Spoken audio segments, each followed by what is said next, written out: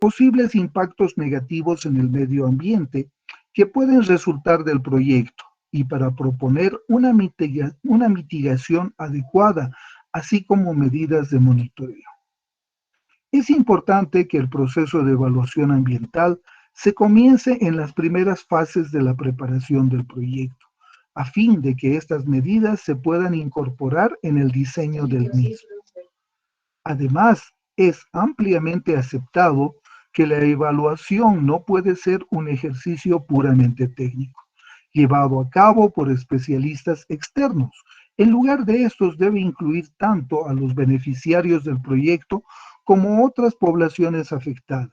Finalmente, la evaluación ambiental actual, por lo general, no se limita al entorno biofísico, sino también incluye aspectos económicos, sociales y culturales. Esto nos dice que en realidad nuestra evaluación ambiental tiene que ser de forma horizontal, donde se involucren no solamente al proyecto en sí, sino también a los beneficiarios, a los actores, a lo que se llama las partes interesadas. Los tipos de proyectos de inversión rural que se analizan en este escrito son de escala pequeña, mediana o micro. Muchos de estos proyectos tienen poco o ningún impacto en el medio ambiente. Su efecto puede incluso ser positivo. Ejemplo, una disminución de la erosión gracias a la introducción de actividades agroforestales. Por lo general, estos no requieren un estudio de impacto ambiental completo, que generalmente son definidos por las leyes medioambientales de las naciones. No obstante, como se explicó en la sección anterior, incluso los proyectos de inversión rural a pequeña escala conllevan riesgos medioambientales que requieren de evaluación y, de ser necesario, de acciones de mitigación. A consecuencia de esto, este manual presenta procedimientos sencillos para la evaluación ambiental que se constituyen en un instrumento de fácil utilización para la evaluación ambiental de dichos proyectos y están diseñados para ser utilizados por técnicos locales u otras personas responsables de asesorar a los solicitantes en la preparación de sus propuestas de inversión. Los procedimientos también requieren que cuando los impactos potenciales de un proyecto sean importantes, se cuente con un experto en medio ambiente.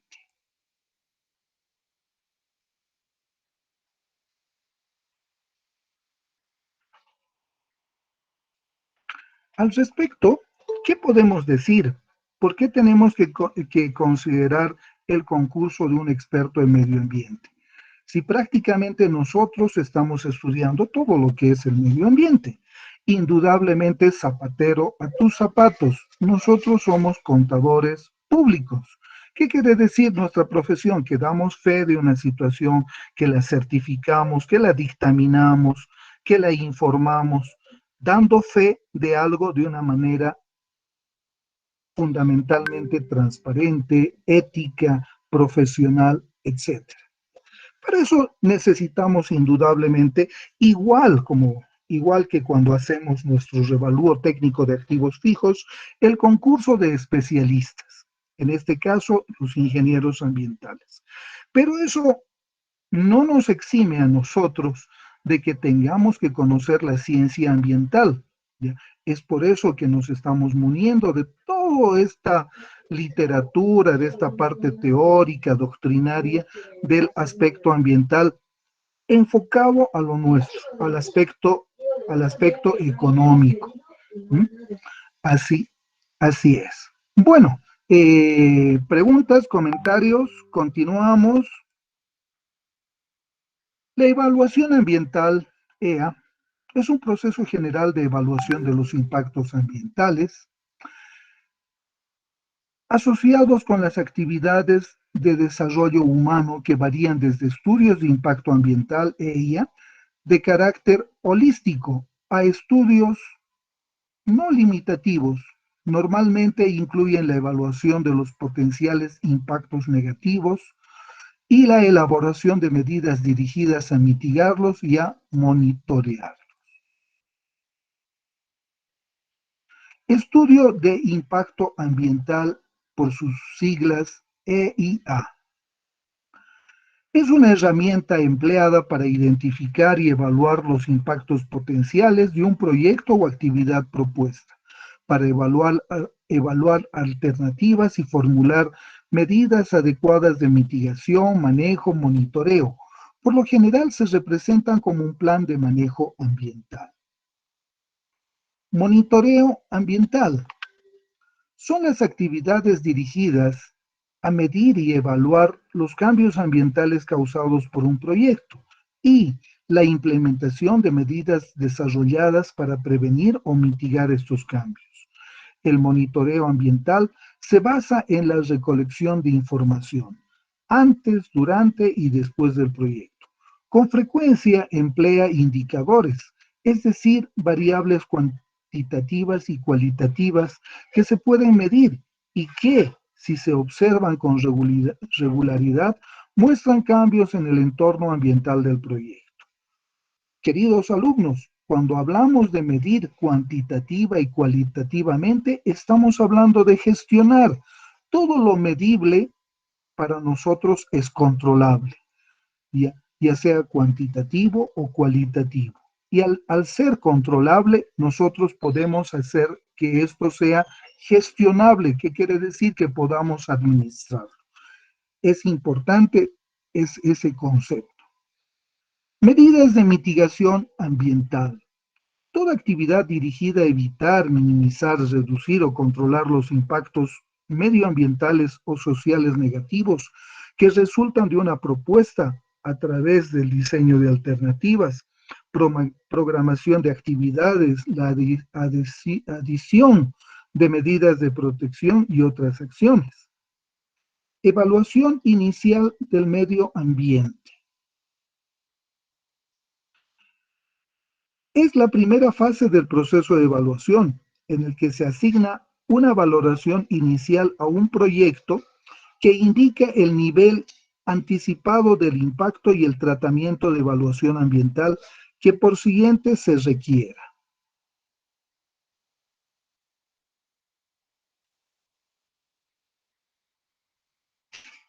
Algunos proyectos se toman en cuenta en ese escrito, que incluyen la construcción de la infraestructura, explotación forestal y agroindustria, así como aquellos que promueven la expansión agrícola, incluso a pequeña escala.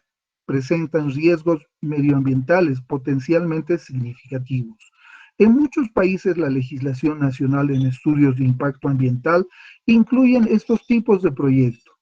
En estos casos, las partes interesadas deberán seguir no solamente las recomendaciones propuestas en este documento, sino también los requerimientos relevantes establecidos en la legislación. Apartado C. Procedimientos y etapas de evaluación ambiental. Existen 4 etapas: la A, la B, la C y la D. La A nos dice: incluye proyectos para los que se prevén impactos mínimos o no se prevén impactos adversos en el medio ambiente y por lo tanto no son necesarias medidas de mitigación. Categoría B.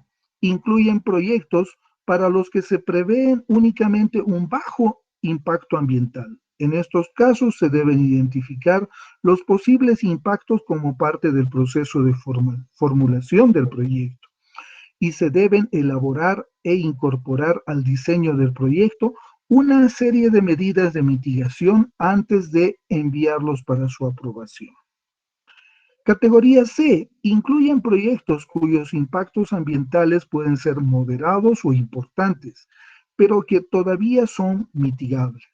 Esta categoría normalmente requiere una evaluación ambiental realizada por un especialista en el medio ambiente, así como la formulación de propuestas detalladas de medidas de mitigación a emplearse antes de la entrega del proyecto. El técnico y la persona, comité responsable de la aprobación del proyecto, también debe revisar si la legislación nacional requiere un estudio de impacto ambiental más completo o contemplar la posibilidad de realizar estudios ambientales específicos sobre aspectos críticos.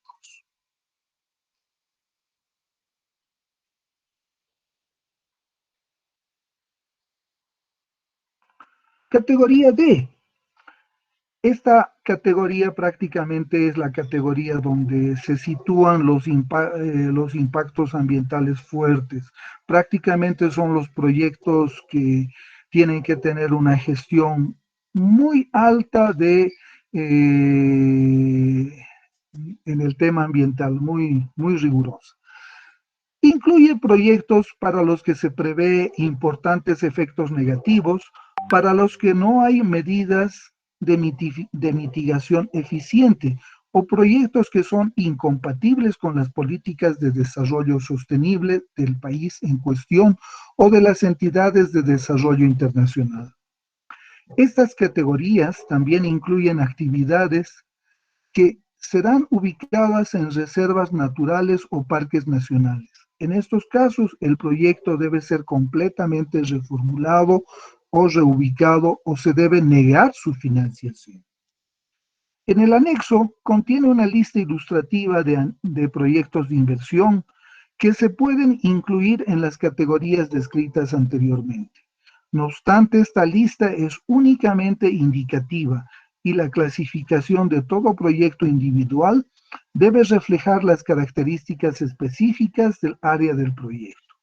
Por lo tanto, es recomendable que antes de empezar a utilizar el Rule Invest, o sea, el rol de inversiones, se busque una asesoría especializada en materia ambiental sobre cómo aplicar estas categorías en el área del proyecto. Cuando un proyecto requiere actividades en más de una categoría, el técnico debe clasificarlo en la categoría que se refiere a aquellas actividades de mayor impacto ambiental. En otras palabras, si una propuesta incluye actividad listada en las categorías A y B, este se debe clasificar dentro de la categoría B. Además, puede suceder que durante las evaluaciones ambientales, el técnico piense que el proyecto se debe clasificar en una categoría distinta a la seleccionada originalmente. En este caso, el proyecto se debe reclasificar de manera adecuada y se deben aplicar los nuevos requerimientos. Según esta metodología, los proyectos clasificados en la categoría A no requieren de mitigación ambiental. Los proyectos clasificados en la categoría D deben excluirse del financiamiento y las categorías B y C requieren una evaluación ambiental para identificar los impactos ambientales que tendrán lugar y las medidas de mitigación respectiva que deben incorporarse al diseño del proyecto. Para estas dos categorías recomendamos los procedimientos detallados a continuación.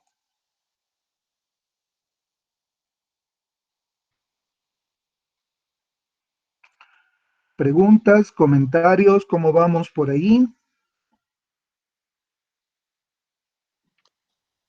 Licenciado, buenos días. Una pregunta.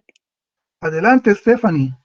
Licenciado, en este caso, como mencionó, de que se realiza una evaluación de impacto ambiental a los proyectos, el auditor, en este caso ambiental, tendría que realizar la evaluación al inicio, licenciado, o solamente al final. Buena pregunta, Stephanie. Bueno, en realidad lo que estamos haciendo es una evaluación de impacto ambiental. ¿Qué quiere decir? Que prácticamente ya estamos haciendo, ¿qué es una evaluación? Una evaluación sirve para dos cosas, para hacer un diagnóstico de una situación, para ver qué problemas tienen o si no tienen problemas, ¿ya? Y también a la vez para hacer una especie de auditoría situacional, o sea, de saber en qué situación está. Stephanie, habíamos visto que existen 4 categorías, ¿ya? Pero a tu pregunta concreta, normalmente lo hacemos al inicio del proyecto, o sea, para ver la factibilidad del proyecto. En la categoría A, vamos a ver de que prácticamente no hay daños ambientales, el proyecto es viable, prácticamente no existen daños ambientales que se puedan mitigar. Las categorías B y C, de acuerdo a su escala, a su rango, muestra que hay daños ambientales, pero que se pueden mitigar. o sea que se pueden subsanar, que se pueden, como te dijera, se pueden gestionar. Un ejemplo, un emprendimiento petrolero. Sabemos que el petróleo va a salir tarde o temprano. Imposible que nosotros estemos, ¿cómo te diría? Con los barriles esperando que salga el petróleo y que no moje ninguna parte del suelo. Imposible, eso es irrealizable. Uno, porque el petróleo sale con una presión, pero impresionante, tiene que salir siempre al exterior y obviamente que va a salpicar a una gran parte del terreno donde se está trabajando. Y esa parte del terreno indudablemente va a quedar inutilizada. ¿Qué es lo que hacen en ese caso? Agarran, van volquetas y se llevan toda esa tierra que ya está contaminada. La renuevan con otra tierra, al menos es lo que dice la norma, ¿ya? Eso se llama mitigar el daño ambiental. En el caso de las categorías B y C, podemos hacer eso, podemos mitigar el daño ambiental.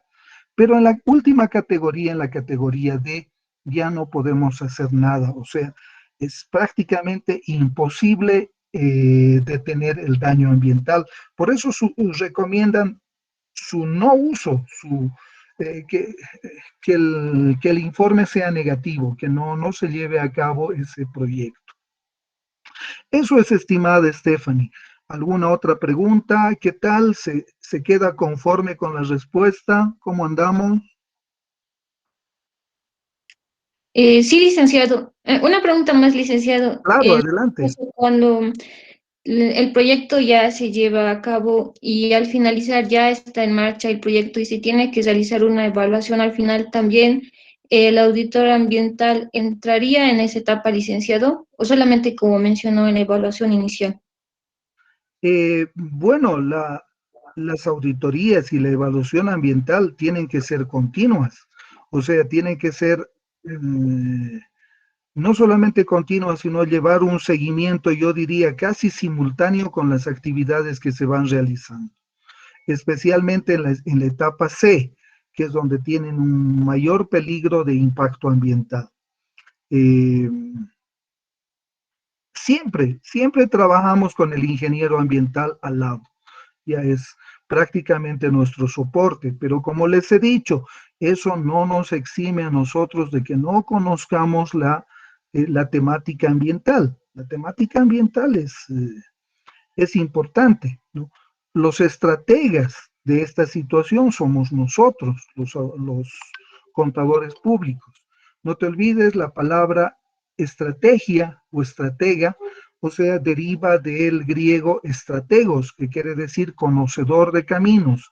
El conocedor de caminos tiene que saber todo lo que pasa para poder definir cuál es su mejor rumbo de acción y poder también mitigar las situaciones, solucionar los problemas o deficiencias que puedan encontrarse en su camino. Más preguntas, comentarios. ¿Cómo vamos hasta ahí, Stephanie? Más claro, licenciado, muchas gracias. No, por favor, un saludo. Bueno, continuamos. D. Etapas de evaluación para los proyectos de las categorías B y C. Los procedimientos presentados en esta sección se proponen para llevar a cabo una evaluación ambiental en 4 etapas. Estos procedimientos están diseñados para ser aplicados por el técnico local u otra persona responsable de la evaluación ambiental. Pero este debe involucrar estrechamente a los beneficiarios del proyecto en todas sus etapas. El proceso de evaluación ambiental también se debe implementar desde una etapa temprana de la formulación del proyecto, durante la fase 2, con el fin de que la propuesta del proyecto incorpore los resultados de la misma. Etapa 1. Definición detallada de la actividad propuesta. Para realizar una evaluación ambiental es necesario definir claramente las actividades propuestas en el proyecto. En otras palabras, se debe dar respuesta a las siguientes preguntas. ¿Qué se quiere conseguir con el proyecto? ¿En dónde se realizará? ¿Qué tipo de materiales, tareas y recursos se requerirán? ¿Cuántas maneras distintas existen para llevar a cabo estas actividades? Etapa 2. Definición de las características ambientales del área de intervención del proyecto propuesto y su entorno inmediato. En esta etapa se deben definir las características ambientales del área del proyecto, es decir, tipos y calidad de las fuentes de agua, superficiales y subterráneas, tipos de suelos y vegetación, pastizales, arbustos, forestales, etc. Áreas protegidas existentes o propuestas, distancia a sitios ecológicos, históricos, arqueológicos o con características físicas únicas, limitaciones especiales, laderas, aridez, etc. En muchos casos, esta información se puede encontrar en el Plan de Desarrollo Local u otro documento similar. Etapa 3. Identificación y evaluación de posibles impactos ambientales. En esta etapa es necesario identificar y evaluar los impactos ambientales que pueden generar las actividades propuestas en cada fase del proyecto, sean estas probables o no, positivas o negativas, directas o indirectas, reversibles o irreversibles, locales o regionales, temporales, permanentes o periódicas. Dependiendo de la naturaleza y característica de cada caso en particular, se debe estimar la magnitud de los impactos. Ejemplo, poco significativa, baja, moderada o significativa. En los proyectos de la categoría C se deben cuantificar los impactos cada vez que sea posible. Por ejemplo, la cantidad de suelo que se puede perder, el grado de erosión que puede tener lugar y el número de especies forestales que corren el riesgo de desaparecer del área del proyecto. Con el fin de guiar al técnico o a la persona responsable de realizar la evaluación ambiental, este manual incluye una serie de listas de verificación específicas en materia ambiental que se aplicarán a diferentes actividades e inversiones en las áreas rurales. El técnico debe asegurarse que los factores presentados en las distintas listas se tomen en cuenta cuando se analicen los impactos ambientales. Etapa 4. Definición de medidas de mitigación y su incorporación en el diseño del proyecto. Una vez que se han identificado los posibles impactos ambientales, el técnico debe definir las medidas que se deben tomar para prevenir, minimizar, mitigar y compensar las mismas, que deben indicar los costos de estas medidas y designar a las personas que las asumirán y las responsabilidades de implementarlas.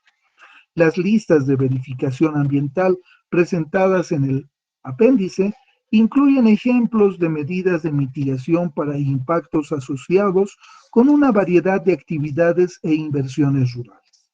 Finalmente, el análisis debe presentar los resultados de la evaluación de tal manera que la información sobre las potencialidades consecuencias ambientales y posibles medidas de mitigación se pueden emplear en el proyecto de toma de decisiones.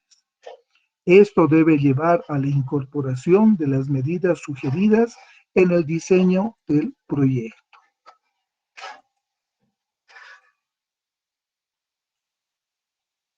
Preguntas, comentarios.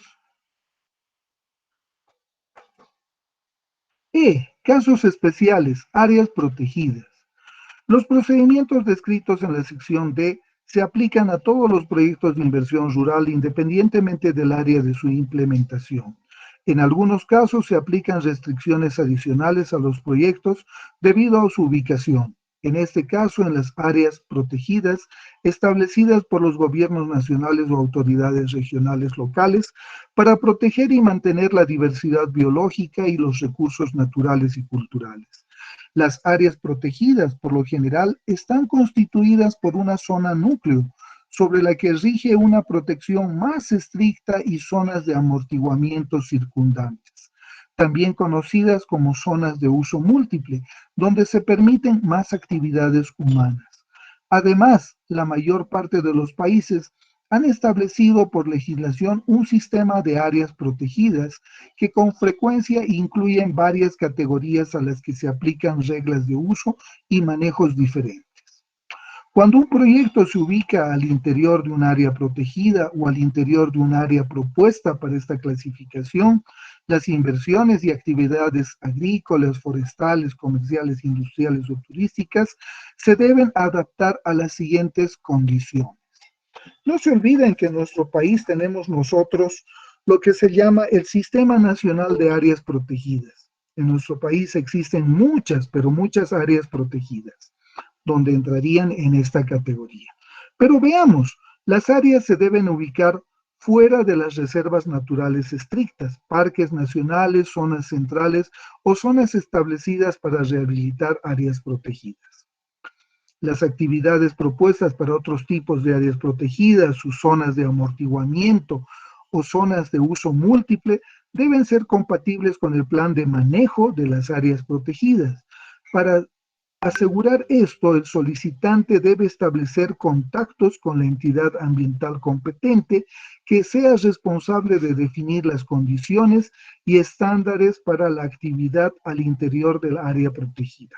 Indudablemente estamos hablando del Ministerio de Medio Ambiente y Agua. La siguiente es una lista ilustrativa de actividades que pueden ser permitidas, compatibles con el plan de manejo. Sin embargo, incluso estas necesitan tener una revisión ambiental y aprobación por parte de la entidad ambiental competente. A.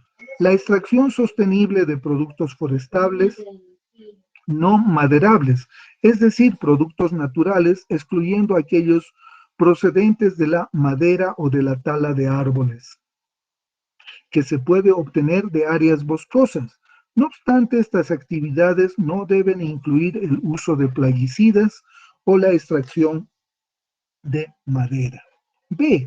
Actividades agroforestales sostenibles. C. Reforestación con especies nativas en áreas deforestadas. D. Selvicultura comunitaria. E. Manejo de pastizales en pastizales naturales. F. Ecoturismo. Manejo de plagas. El manejo de plagas es un tema delicado que requiere de atención especial en proyectos de inversión rural, a fin de evitar potenciales impactos adversos en la salud y el medio ambiente. Cuando se preparan proyectos de inversión rural que incluyen la producción de cultivos, ganadería o selvicultura, el técnico debe asegurarse que el proyecto adopte un enfoque de manejo integrado de plagas y asegurarse que se respeten las siguientes tres normas. Primero, se debe excluir del financiamiento la compra o uso de plaguicidas, clasificados por la Organización Mundial de la Salud como extremadamente tóxicos, clase 1A, o altamente tóxicos, clases 1B. Estas sustancias y ejemplos de plaguicidas se alistan en el apéndice correspondiente.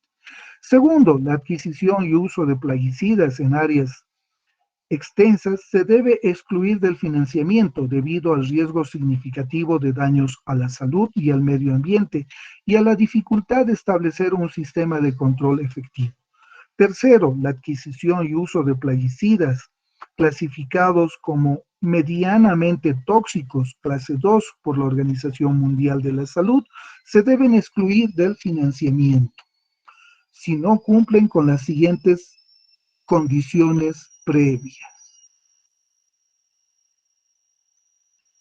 Uno, que el país implante restricciones legales adecuadas en la distribución y uso de estos plaguicidas. Dos, que existan garantías para prevenir el uso y acceso de estos plaguicidas por parte del personal no calificado, agricultores y otras personas que no cuenten con la capacitación adecuada, equipo e instalaciones para almacenarlos y aplicarlos de manera adecuada. Tres, que los usuarios se adhieran a métodos preventivos de eficacia demostrada en condiciones de campo en los países en desarrollo. Los proyectos que incluyen la producción de cultivos, ganadería o silvicultura deben adoptar un enfoque de manejo integrado de plagas, a fin de reducir la dependencia de plaguicidas químicos sintéticos y de promover el uso de métodos de control de plagas biológicas y medioambientales. Los plaguicidas se deben emplear únicamente debido a una necesidad fundamentada como el último recurso de la estrategia MIP. En estos casos se debe garantizar que los productos escogidos minimicen los riesgos de la salud y el medio ambiente y que estos plaguicidas sean correctamente manipulados, incluyendo la mezcla y almacenamiento, y aplicados, incluyendo el uso de equipo de protección recomendado, así como las técnicas apropiadas de aplicación. Por último, en el último punto, se recomienda que los proyectos que requieren la compra y uso de plaguicidas y que sean proclives a incrementar su uso, se clasifiquen en la categoría ambiental C. Por consiguiente, requerirán como mínimo una evaluación ambiental realizada por un especialista y propuestas detalladas en medidas de mitigación antes de ser presentadas para su aprobación.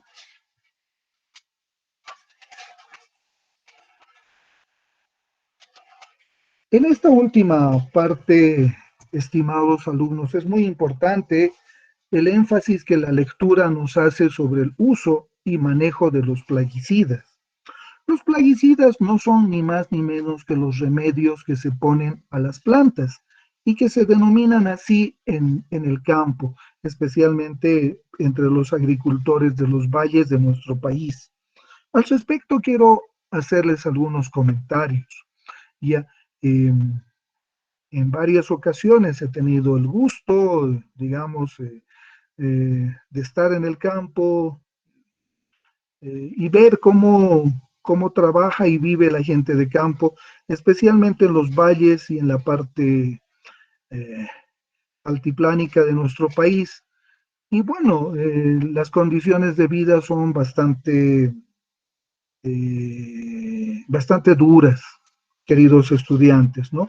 Ellos normalmente por casa tienen 4 paredes, ¿ya? Donde es su casa, es su cocina, es su dormitorio, es aquí es la parte importante, su depósito, por ejemplo, de semillas, de remedios, que son estos plaguicidas, que son estos agroquímicos que pueden ser fertilizantes o remedios, etcétera, para el cultivo de los productos agrícolas que ellos trabajan, ¿no? Eh, esta situación hace que esta gente de campo, eh, bueno, estén expuestos terriblemente a este tipo de contaminación ambiental. ¿Por qué? Porque respiran el gas que va emitiendo esos agroquímicos, ¿ya? Eh, durante la noche, ellos, su familia. Y una cosa que muy tristemente he podido observar en el tiempo, en los años que he estado y he vivido por el campo, es de que la gente de campo muere en gran parte por problemas de cáncer. No sé específicamente qué tipo de cáncer. Al respecto, hay pocos o quizás ningún estudio médico que se haya hecho estadísticamente de estos efectos, pero les digo de que mucha gente de campo no necesariamente muere por causas naturales, sino por causas relacionadas con el cáncer y con la contaminación, o sea, con el daño ambiental que ellos pudieran haber tenido, no solamente porque vivían con los agroquímicos o plaguicidas, sino también por el uso que ellos hacen todos los días curando sus cultivos, etcétera, etcétera, ¿no? Fertilizándolos, etcétera, etcétera, ¿no? Eh, ese manejo, no digo que no lo deban hacer, pero para empezar, primero tienen que estar depositados en un lugar donde las personas no vivan. Uno. Dos, la protección, el equipo de protección que debe tener frente a su manipulación, también tiene que ser objeto de un seguimiento y manejo, no sé, de los gobiernos locales, municipales, gobernaciones o de gente que de alguna forma conozca el tema. ¿ya? Eh, es por eso que esta parte de la lectura hace fuerte énfasis en el tema de los plaguicidas o en el control de plagas, etcétera, etcétera. Preguntas, comentarios, ¿cómo vamos hasta ahí?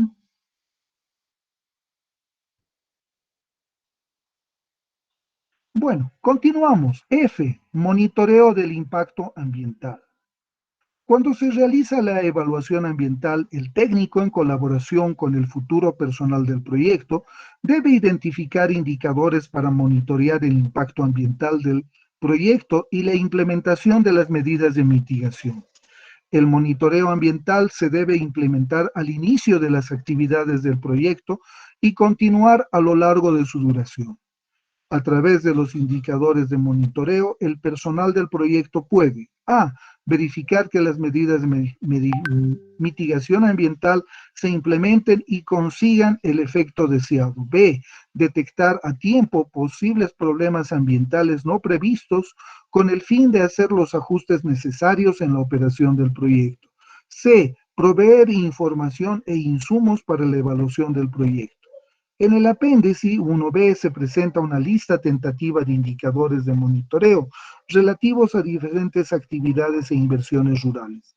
Según el tipo de proyecto: agricultura, selvicultura, apicultura, infraestructura rural, ecoturismo, etc.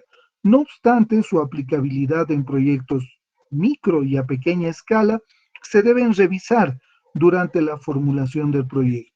Los indicadores deben ser rentables y adaptarse a la técnica y equipo disponible. Continuamos. Además de monitorear los impactos de cada inversión-actividad, con frecuencia es necesario evaluar de manera simultánea los impactos generales de varios proyectos de inversión implementados en la misma área. Con este fin se propone un instrumento de encuestas. Se debe realizar una encuesta ambiental sobre cada inversión al final del primer año, o en el caso de proyectos de mediano o largo plazo, cada 2 años. Estas encuestas se pueden encargar a una firma consultora especializada relacionada con el tema. Se recomienda 3 indicadores ambientales para estas encuestas. A. Número de proyectos que han incorporado medidas de mitigación de impacto ambiental. B. Número de personas, meses contratados para prestar asistencia técnica en aspectos medioambientales. Y C. Número de listas de verificación ambiental desarrolladas con asistencia técnica.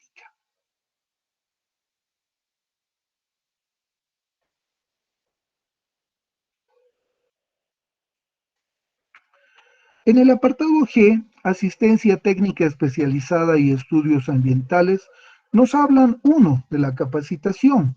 Para conseguir que las medidas de mitigación del impacto ambiental sean eficientes, el personal del proyecto debe recibir capacitación en temas ambientales.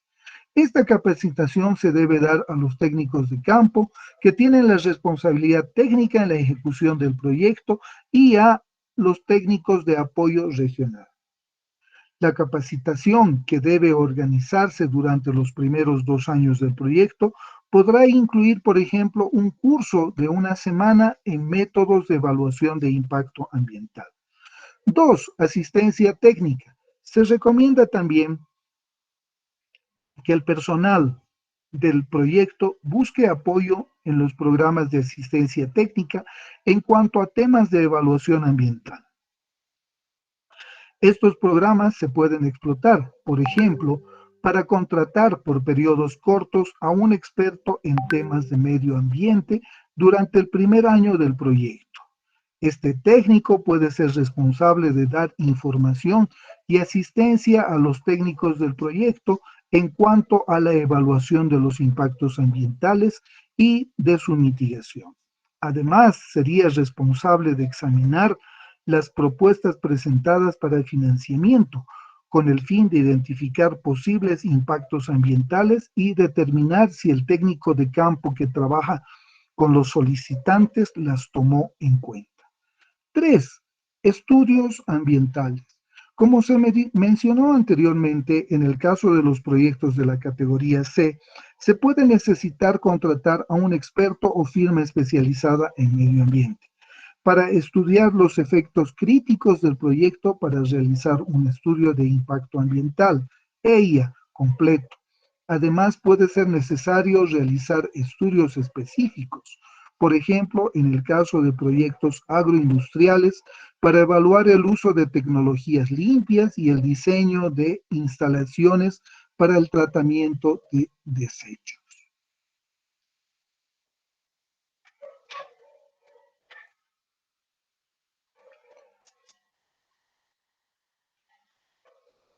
Preguntas, comentarios, ¿cómo vamos hasta ahí? ¿Hay alguna inquietud?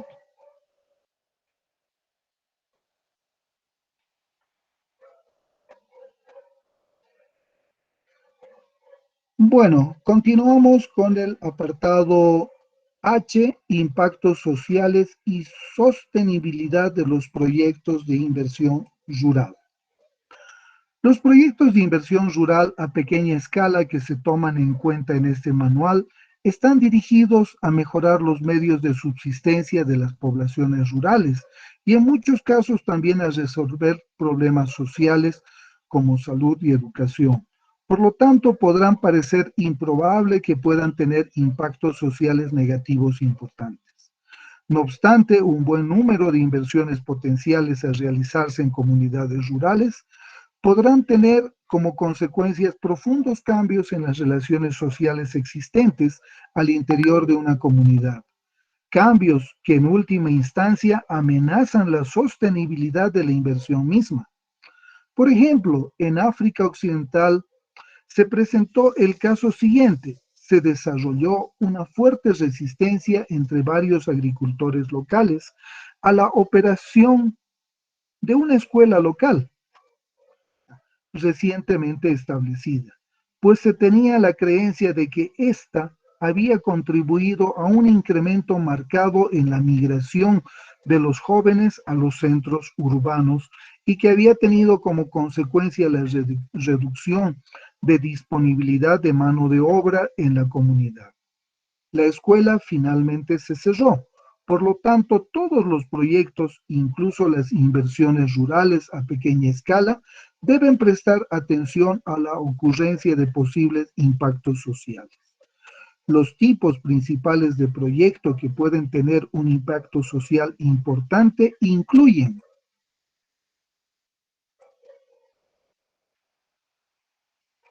aquellos que afectan la salud humana, por ejemplo, los sistemas de riego mal diseñados pueden tener como consecuencia el incremento de enfermedades relacionadas con el agua, debido a que los insectos proliferan en los canales de agua. Aquellos relacionados con los cambios en el acceso a la tierra y a otros recursos, el desarrollo de la agricultura en un área tradicional de pastoreo, por ejemplo, puede tener como resultado el surgimiento de rivalidad por las fuentes de agua. Esto ilustra el problema más amplio de los beneficios compartidos. Si todas las fuentes de agua mmm, si todos los beneficios de una inversión van a un grupo reducido de personas, esto puede crear conflictos internos en la comunidad. Aquellos proyectos que incrementan el poder económico de la mujer o de otros grupos en desventaja.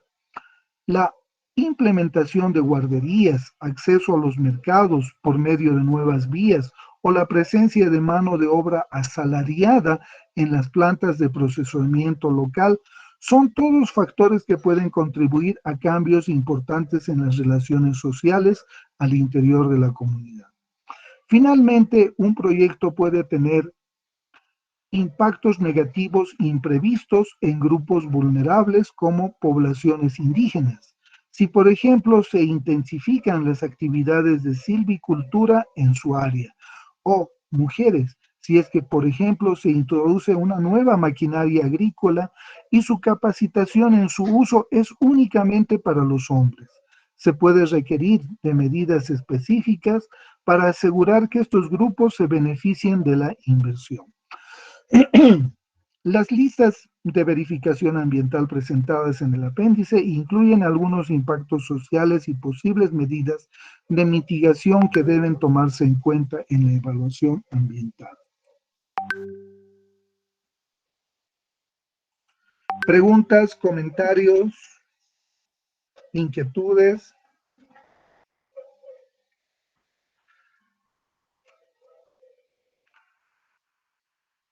Inciso I. Sostenibilidad de las inversiones no dirigidas a la generación de ingresos. Además de tener en cuenta su relación con los recursos naturales, la inversión que se enfoca en el apoyo a la producción, beneficios sociales e incluso en la mejora ambiental, en otras palabras, aquellas inversiones cuyo propósito principal no es generar ingresos, se enfrentan al desafío de mantenerse sostenibles, una vez que el financiamiento externo desaparece. A diferencia de aquellos proyectos establecidos para generar ganancias. Los proyectos de este tipo no cuentan con un flujo de ingresos garantizado para financiar los costos operativos en curso. La sostenibilidad de estos proyectos depende, por lo tanto, de las disponibilidades de los recursos necesarios para continuar las operaciones. Una vez que se ha realizado la inversión inicial, una escuela sin un maestro, una clínica sin una enfermera, o que no tiene acceso a las medicinas, o un camino que ha sido destruido por las inundaciones de primavera. Todos estos ejemplos de inversiones que no han tenido éxito. En cada uno de los casos, no se consiguió mantener la disponibilidad de los recursos necesarios, personal, materiales o mantenimiento para asegurar la funcionalidad de las inversiones a largo plazo.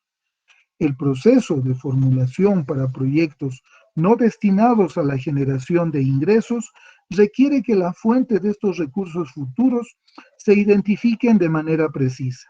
Además, requiere que la naturaleza de las garantías hechas en lo concerniente a su disponibilidad sean detalladas. Después de todo, el tener la seguridad de contar con recursos futuros es tan importante como contar con la garantía que las respalda.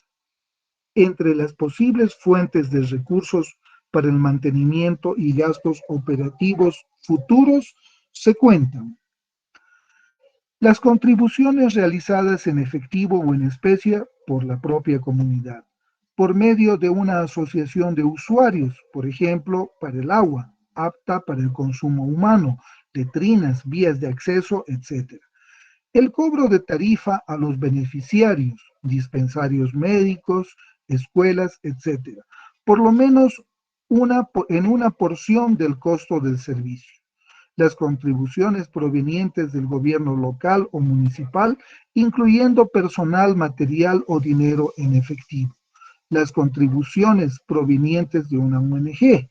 Las contribuciones provenientes de ministerios nacionales, puede ser salud, educación, obras públicas, transporte, etc. De hecho, la combinación de varios recursos es por lo general necesario. Cobrar a los beneficiarios es una medida frecuente, pero esta rara vez cubre la totalidad de los costos operativos y de mantenimiento. Sin importar la fuente, es importante obtener y adjuntar a la propuesta una carta de compromiso, especificando la cantidad y el tiempo de garantía. Si la fuente es oficial, gobierno local o un ministerio, se debería tratar de asegurar que los presupuestos anuales futuros de la organización incluyan este compromiso. Preguntas, comentarios, inquietudes, estimados alumnos, ¿cómo vamos hasta ahí?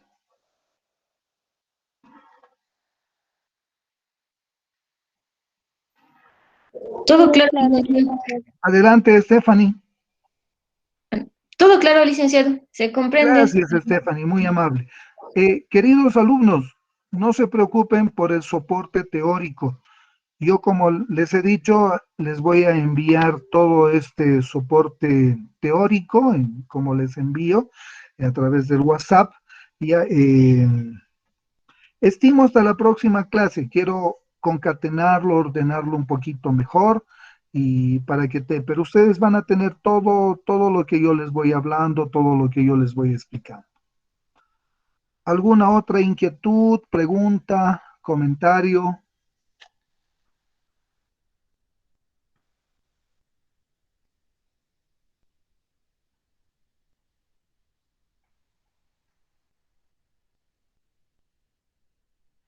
Bueno, vamos, como les he dicho, es importante tener eh, digamos, un cimiento sólido en materia ambiental para poder entrar a la parte práctica, la parte, digamos, que más nos interesa a nosotros los contadores públicos, que es la parte aplicativa, práctica, que tengan por seguro vamos a tener bastante, especialmente en los últimos meses de nuestro curso. Es por eso que le estoy dando énfasis a toda la parte teórica. Eh, bueno, vamos a entrar a ver un ejemplo práctico, una práctica del tema, bastante cortita, pero bastante interesante.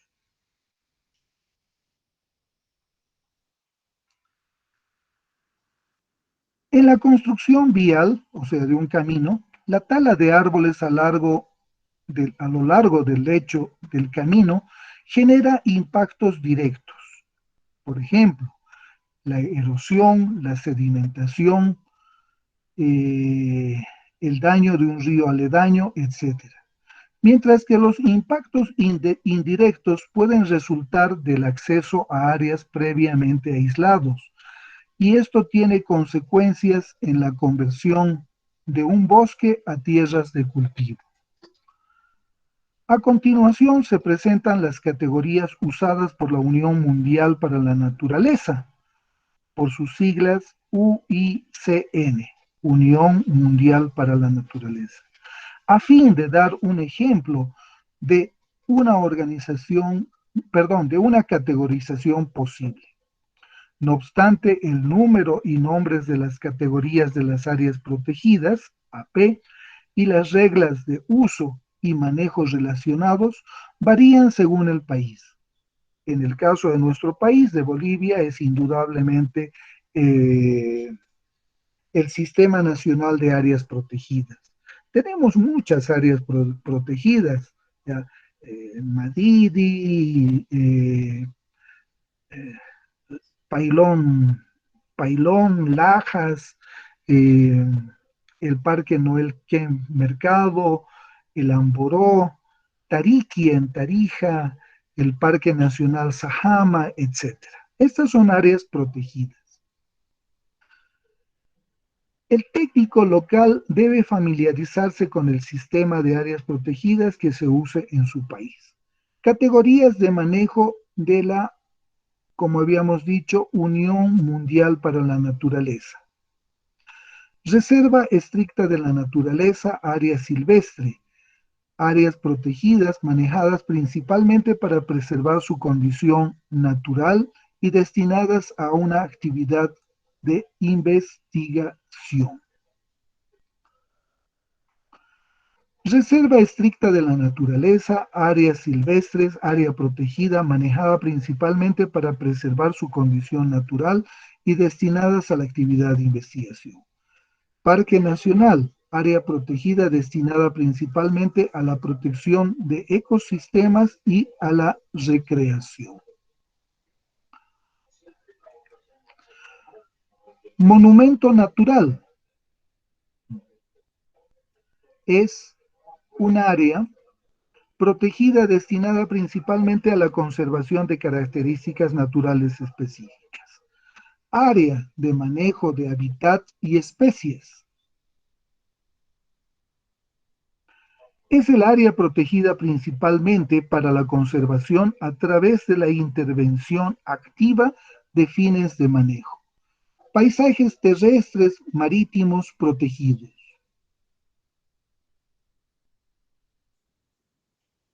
Es el área protegida principalmente para la protección de paisajes terrestres y marinos con fines recreativos. Área protegida con recursos manejados. Es un área protegida principalmente para el uso sostenible de los ecosistemas naturales. Debido a que cada país utiliza nombres diferentes para los distintos tipos, categorías de áreas protegidas, el técnico responsable de la evaluación ambiental debe ajustar los nombres mencionados anteriormente a aquellos que son empleados en su país. Productos forestales no maderables, por sus siglas PFNM, incluyen productos utilizados como alimentos, por ejemplo, frutas, hongos, nueces, hierbas, especies, cacao, miel, caza de animales para la obtención de su carne, etc. Fibras, como por ejemplo el ratán, caucho, resinas, gomas, plantas o productos animales empleados con propósitos medicinales, cosméticos o culturales. Se pueden recolectar o producir en plantaciones forestales, sistemas agroforestales y árboles aledaños al bosque. Estos productos forestales no maderables son vitales para la subsistencia diaria de comunidades dependientes del bosque y que contribuyen a la subsistencia de la economía comercial local en otras comunidades rurales. Algunos productos forestales no maderables se comercializan a gran escala, por ejemplo, el corcho. Y en el caso específico de nuestro país, Bolivia, un ejemplo de esto podemos ver en el departamento de Pando y el Beni, con la recolección de la almendra, ¿ya? Donde son grupos justamente de personas que viven en comunidades muy pequeñas, prácticamente selvícolas, ¿ya?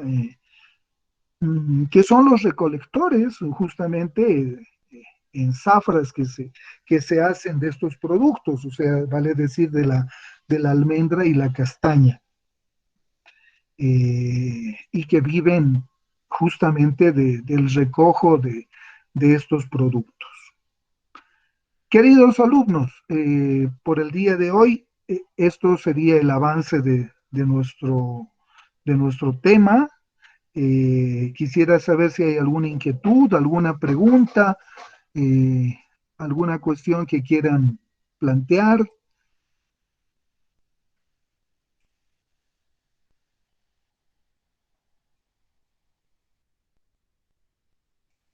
¿Quedó todo claro? Ya me he comprometido a mandarles el soporte técnico. Adelante, Stephanie, creo que quería decirme algo. Sí, licenciado, una última pregunta.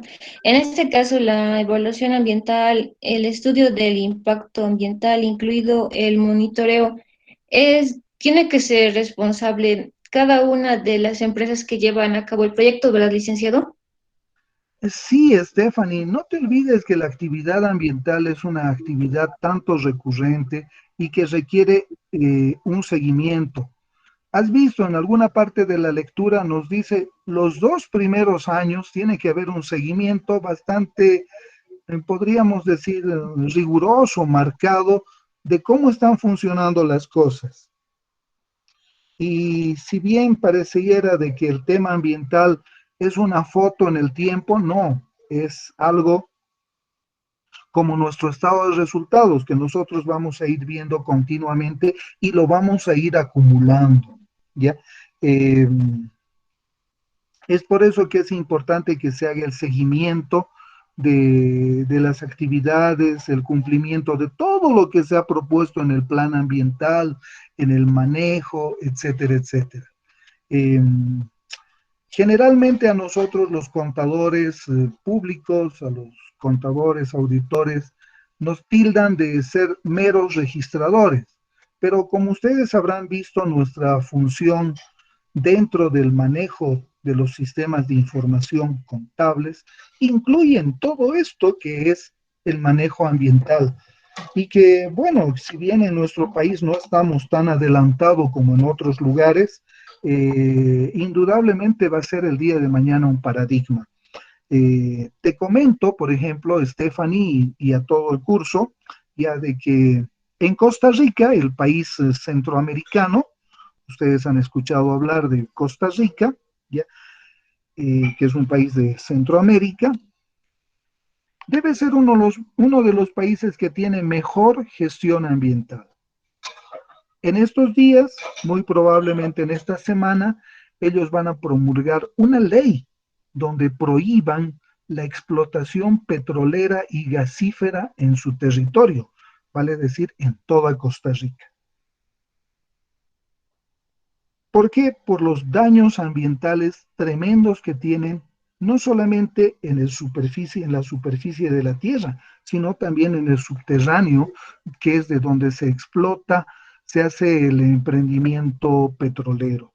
¿Ya? Están sacando una ley en estos días, lo pueden ver en el periódico, yo lo he leído ayer creo que en el Deber de Santa Cruz, ¿ya? La edición digital, ya está ahí Costa Rica como uno de los primeros países que está prohibiendo la actividad petrolera en su país. Ojo, la actividad petrolera vale decir que no van a ir a buscar petróleo en su suelo, en su territorio y explotarlo. Actividad petrolera y gasífera. ¿Ya? Bueno, ellos deben tener una de las mejores gestiones ambientales del mundo. ¿Ya? Gestionan terriblemente el tema ambiental, es uno de los ejemplos en el mundo en manejo ambiental, ecológico, etcétera, etcétera. ¿Ya? Pero eso no quiere decir de que ellos no importen el petróleo. Ellos importan el petróleo que llegan en esos gigantescos barcos petroleros a su territorio y bueno, los utilizan como combustible para sus autos, etcétera, etcétera, ¿no? Sus vehículos. Pero yo diría de una manera muy mínima, ¿no? En ese país es sumamente controlado el tema. Queridos alumnos, ¿alguna otra pregunta, comentario, inquietud?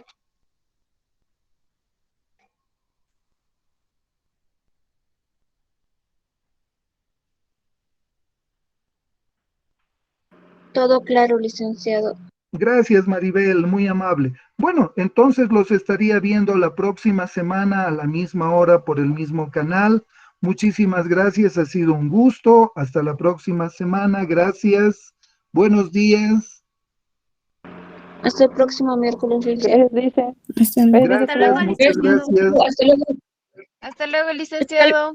Hasta Chao, luego, Lenny, Licen. gracias, Vanessa, Jenny, Stephanie, Jocelyn. Ya cuídale, hasta luego.